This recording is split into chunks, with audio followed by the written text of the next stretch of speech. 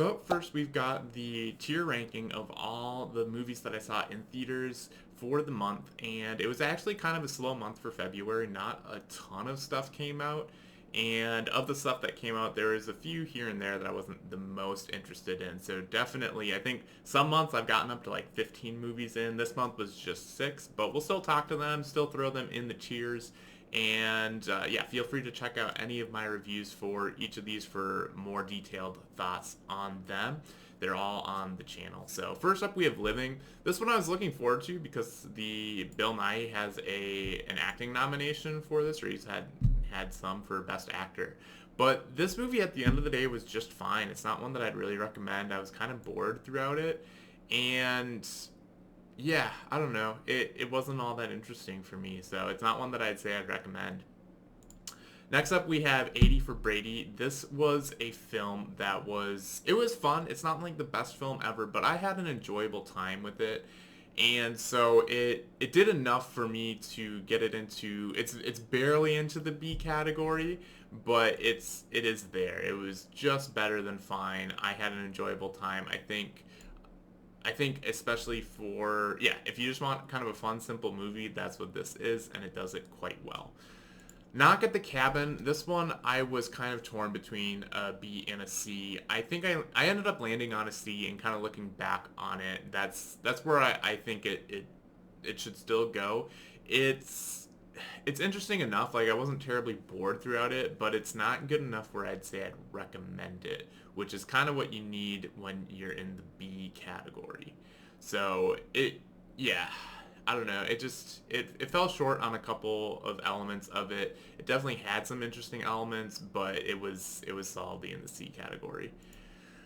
Magic Mike's Last Dance. This was not a movie I had high expectations for, and it basically met those expectations, which means that it came in at just fine. It wasn't like a hard movie to watch, so it's certainly not a bad film, but I think it tries to,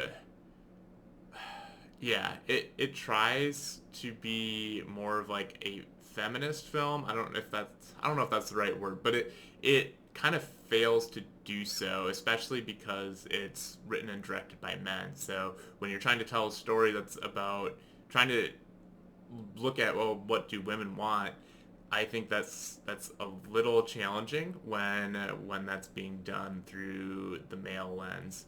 And I think that it's not impossible, certainly not, but this one it did not. I don't think it pulled it off. So this one I wouldn't recommend. I wouldn't say stay away from it. It had some entertainment value, but it wasn't one that I would say go out and see. Ant-Man and the Wasp: Quantumania. This one I'm torn on. I want to put it higher because I'm a Marvel fan. It did some things well. It did a lot of things just okay. And I think I was torn at the time when I did my review when I first saw it, and I was like, oh, is it a B or a C? And I think I went with B because I think it introduces Kang, who they've said is going to be a big player moving forward in the MCU. So it's maybe important I think it's important to see for that element. But if we look at the movie just on its own, if we take it out of the context of the larger MCU, it's solidly a C. It's not one that I can say I'd recommend. It's fun enough. I wasn't bored terribly much throughout it. It certainly doesn't have you as invested as other films. But yeah, at the end of the day, this is actually one of the lower MCU films for me, and it's not one that I'd say I'd recommend.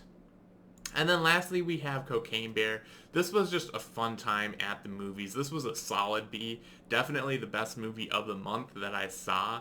And I don't know, it was just a lot of fun. It's a hard R rating. There's a lot of gore, a lot of deaths. They come in a wide variety. It was just a lot of fun. So if yeah, assuming you're not completely turned off by that category of a movie, I think it's worth checking out. And for me, gets the Best of February award. So that does it, though. That's my tier ranking for February. Pretty below average for a month. We had one solid B and everything else lower, which is a little unfortunate, but I guess that's kind of how February goes. January and February kind of tend to be slower months in general. unless you get a year where they decide to release like a Deadpool or a Black Panther. I guess they tried this year with Ant-Man and the Wasp: Quantumania, but did not really succeed in that. So those are my rankings. Share your tier list if you care in the comments below. I'd love to hear it. What was your favorite movie of the month? What was one that was maybe a biggest disappointment for me? It was Ant-Man and the Wasp: Quantumania.